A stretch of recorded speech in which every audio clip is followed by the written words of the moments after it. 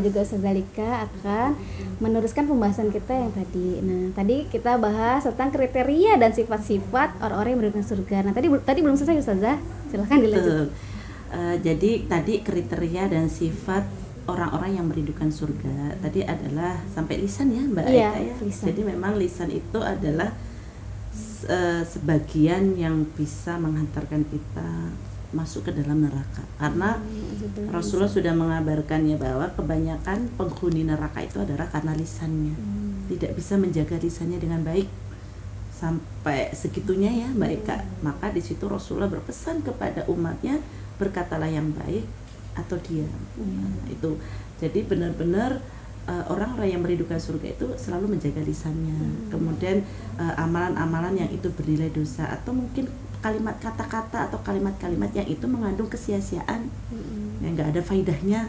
Ini juga repot ya kalau dia mengaku merindukan surga tapi masih ada amalan-amalan yang menghantarkan itu tidak bisa untuk dia bisa masuk surga. Iya betul. Kemudian selanjutnya itu adalah dia senantiasa menginfakkan hartanya di jalan Allah. Artinya dia yakin dengan harta yang dimiliki yang itu merupakan titipan, ketika itu menghantarkan kepada kebaikan yang kemudian dia orientasikan untuk jalan Allah, ini akan menghantarkan dia untuk bisa masuk surga. Apalagi harta yang didapat ini adalah harta yang baik ya, bukan dengan jalan yang dilarang ya, haram ya, tidak gitu. Tapi harta yang baik ya, yang benar-benar ini ada keberkahan ketika dia manfaatkan dan dia gunakan untuk di jalan Allah. Nah, kan karena tadi kan orang-orang yang merindukan surga kan dia menganggap bahwa dunia ini apa yang dimilikinya itu adalah titipan. Semua titipan. Jadi benar-benar itu dianggap kecil, apalagi harta. Khawatirnya nanti dihisapnya akan lebih banyak kalau itu kita memiliki harta yang banyak. Jadi seperti itu ya sahabat muslimah yang dirahmati oleh Allah. Jadi kalau kita memiliki harta gitu ya, dan ketika kita mau bersedekah, jangan juga menunggu dalam kondisi lapang. Ketika itu dalam kondisi sempit dan kita memang ingin bersedekah, bersedekahlah. Nggak usah nunggu tanpa tapi tadi ya, tanpa nanti. Karena di situ ada keberkahan yang diberikan oleh Allah. Selanjutnya itu adalah dia akan menggunakan semua potensi yang dikaruniakan oleh Allah Subhanahu wa taala itu adalah untuk akhirat. Ya, artinya di sini bahwa akhirat itu sudah ada di hatinya, bukan lagi dunia. Bahaya kalau dunia itu ada di hatinya. Hubud dunia tadi ya, hubud dunia yang itu menjadikan dia lupa terhadap kehidupan akhirat. Kehidupan akhirat itu nyata baik, ya kekal, bahkan disitulah kita akan berada di mana di kehidupan akhirat. Nah ini orang yang beriman, kemudian dia benar-benar berimannya itu adalah merindukan surga. Jadi dia akan berupaya semaksimal mungkin. Karena apa? Karena dia sudah memahami gitu ya terhadap seruan dari Allah ya yang ada di surat At-Taubah ayat 111 yang di situ dikatakan bahwa kita itu sudah berjual beli dengan Allah. Kita itu sudah dibeli oleh Allah. Kita sudah melakukan transaksi ya jual beli dengan Allah. Maka disitulah Allah akan memberikannya dengan surga, dibalas dengan surga. Dan itu diakui oleh para orang-orang yang beriman. Jadi tidak ada lagi diragukan, ini sudah dibeli oleh Allah, sudah. Aku siap dengan semua apa yang diminta oleh Allah karena Allah sudah menyediakan surga baginya. Ini luar biasa nih kalau seandainya karakter sifat-sifat ini bisa menghiasi orang-orang yang beriman, yang tadi dia beramalnya itu adalah fastabiqul khairat, bersungguh-sungguh untuk meraih ridhonya yang kemudian dia mendapatkan surganya.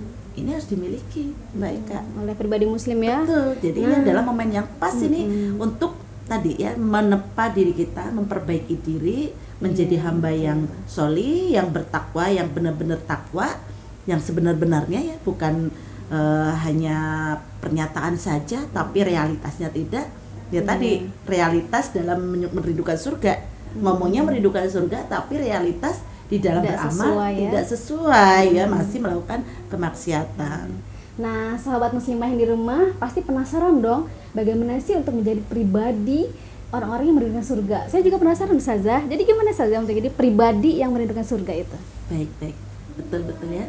Jadi begini, sahabat muslimah ya, yang dirahmati oleh Allah, menjadi pribadi yang bukan dirindukan surga. Ini kita merindukan surga ya. Kalau dirindukan surga itu berarti sudah dijamin masuk surga ya. Kayaknya ngarep gitu. Nah, ngarep memang begitu. Kita harus ngarep ya, pedean aja lah. Pokoknya pede dulu lah. Gimana caranya surga itu bisa kita dapatkan. Nah, disinilah yang harus dimiliki oleh orang-orang yang menginginkan surga itu bisa diraih. Pertama itu adalah memahami hakikat kehidupan akhirat.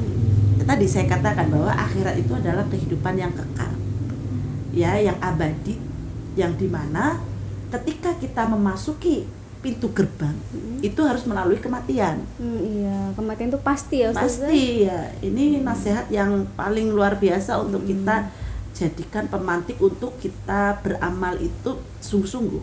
Ini kita beramal ini apakah membawa bekal nanti di akhiratnya itu membawa manfaat atau tidak. Karena tadi kematian itu adalah pintu gerbang masuk ke dalam kehidupan akhirat. Ketika dia mendapatkan pintu akhiratnya itu adalah surga, beruntung. Tapi kalau dia mendapatkan kehidupan nerakanya, ya pintu akhiratnya itu adalah neraka, ya menjadi orang-orang yang merugi. Ya artinya jangan sampai menjadi orang-orang yang menyesal lah ya.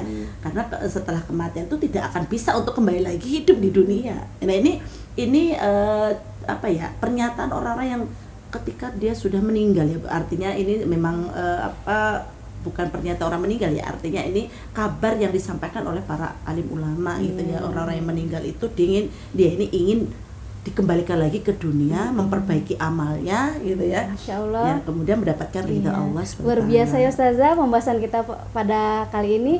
Tapi sayang sekali Ustazah, pembahasannya harus kita akhiri. Iya, semoga pembahasan kita ini bermanfaat dan lebih mendekatkan diri kita dan sahabat muslimah yang ada di rumah. Saya Eka Windari pamit undur diri. Dan mohon maaf bila ada salah kata-kata. Saya akhiri. Wabillahi taufiq wal hidayah. Wassalamualaikum warahmatullahi wabarakatuh.